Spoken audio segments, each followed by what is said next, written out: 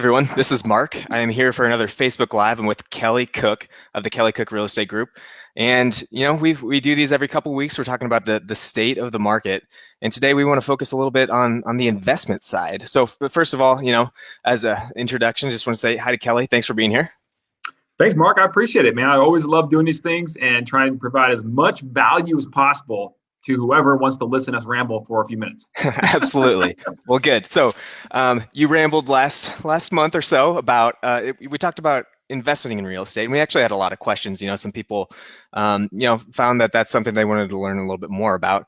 And, we talked about investing and holding real estate and, a portfolio, but we wanted to today talk about residential real estate, and we're just got a couple questions, going to keep things a little bit short and sweet. But just as an overview, why would someone want to get involved in investing in residential real estate? Do you have just a quick synopsis of that for us?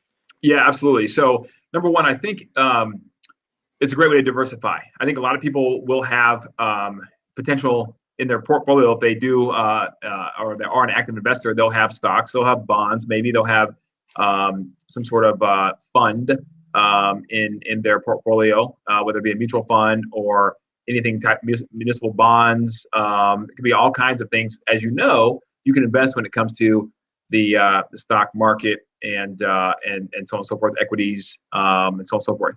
However, with that, you can also invest in real estate. You can invest in REITs and things of that nature too, which does diversify your portfolio.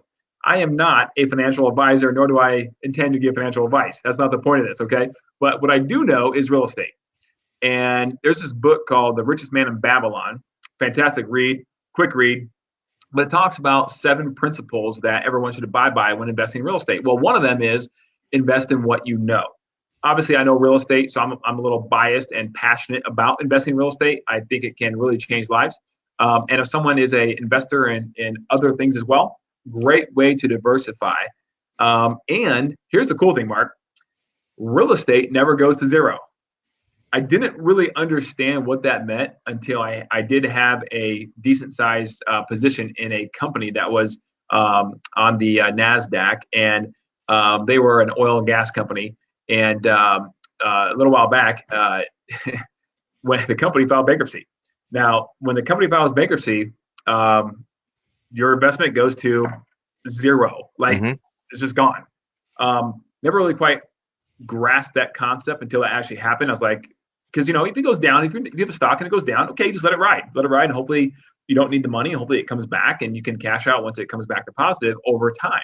And hopefully that happens. In real estate, it can go down, it can go up without question, but it never goes to zero. It's always worth something, which is nice. It's a tangible asset you can do. Once you own, you can do all kinds of things with.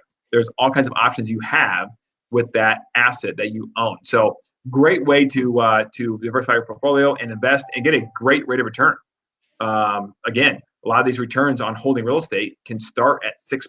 And then if you talk about cash on cash return, the actual money you put in, it can be easily north of 6%. It could be 8, 9, 10, 11, 12%, or even more if you get into multifamily and that kind of stuff right here in Phoenix. Right. So that's interesting. So these returns you're talking about, if somebody, we all know there's multiple ways to invest in real estate. And if somebody was looking to maybe take advantage of, or to do some investing in real estate without necessarily owning the property, without owning the asset, but still get a good rate of return, is that an option for people? Great question. Absolutely it is. It is. So what we found is there's people out there that maybe they don't want to be active in terms of owning the asset. Okay. Maybe it could be all kinds of reasons. Maybe they're, already retired and they don't really want to get involved with the messiness part of being a landlord, even if they have a property management company doing it for them. They just would rather have a good rate of return, like you just mentioned. And they have some money on the sidelines. If some money's sitting in a bank account somewhere, $100,000 or whatever the amount is, just sitting there, not really going to work for them. It's just kind of sitting there, earning the old 0.0000001%, in your checking account at the local bank. Well, one way you can do that is by being the bank, the financier of investing in real estate. What I mean by this is it's almost like private financing. Okay, so let's pretend, and this is actually, we have several case studies like this and actual real life examples where either myself, someone on our team, some of our clients are actually investing in real estate. And what they would do is prefer to not tie up a bunch of their capital. So they call up somebody that they trust or know, and that somebody says, you know what, I'll do that deal for you. So let's say you had a purchase price of about $200,000, and you're somebody who has some money sitting on the sidelines, and you actually have $200K available to lend out to somebody in this example. Well, again, by the way, the price point's irrelevant. It could be 100K, it could be a little more, whatever. But you had 200K sitting there. Well, what if you wanted a 10% return on that money? Well, what you can do then is you find that you match up your money with the investor who's willing to own the asset and take on the project. And it's collateralized by the property, a hard asset worth at least $200,000 based upon an appraisal, or being underwritten by someone that you know, like, and trust. A BPO. There's all kinds of ways to underwrite a property. But you have 200K and you want a 10% return. So that person says, look, I don't have 200K. I need some money, nor do I really want to tie a bunch of my capital in the down payment. So I'll take your 200K and I'll give you a 10% rate of return. If that happens, then let's say the person buys it, they want to renovate it, or they want to then eventually get a normal loan from the bank. Okay. So that person then gets qualified to get a normal loan from the bank. And then in 3 months, they do some rehab, they remodel the property, they get it appraised for more, they get the appraisal from the bank. Because now if they put, say 50K into it, or 40K into it, or whatever the case is, that the property will appraise for 240, 250, whatever it may be. The hard money private financier then gets their 200K back plus 10% on 3 months interest if it took 3 months to do the remodeling project and get it reappraised. In that situation, that's a 10% return on your money. That'd be 5K that you get back over the course of 3 months, and then you get your original balance back too. So now you made $205,000, which is 10% on your money, in just 3 months.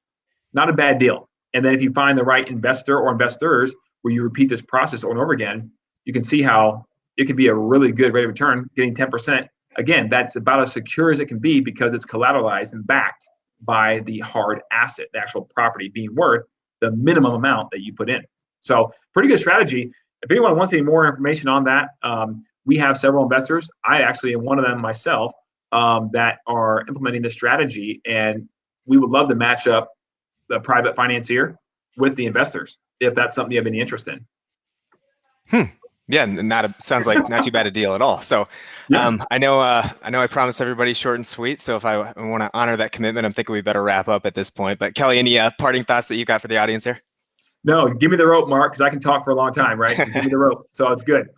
Yeah, keep it short and sweet. But I just am very passionate about real estate investing. So whether it's a whole strategy, whether it's just simple, basic questions about investing in real estate, if you would like our spreadsheet that we offered last year we did a video on this that underwrites all the properties. It's a plug and play Excel spreadsheet. We'd be happy to give it to you and provide it to you as just a gift for watching this.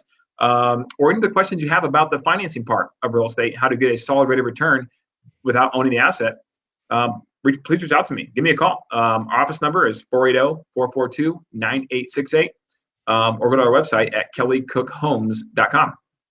All right, great. Thanks, Kelly. That was very enlightening. Thanks, everyone, for joining us. We will talk to you next time.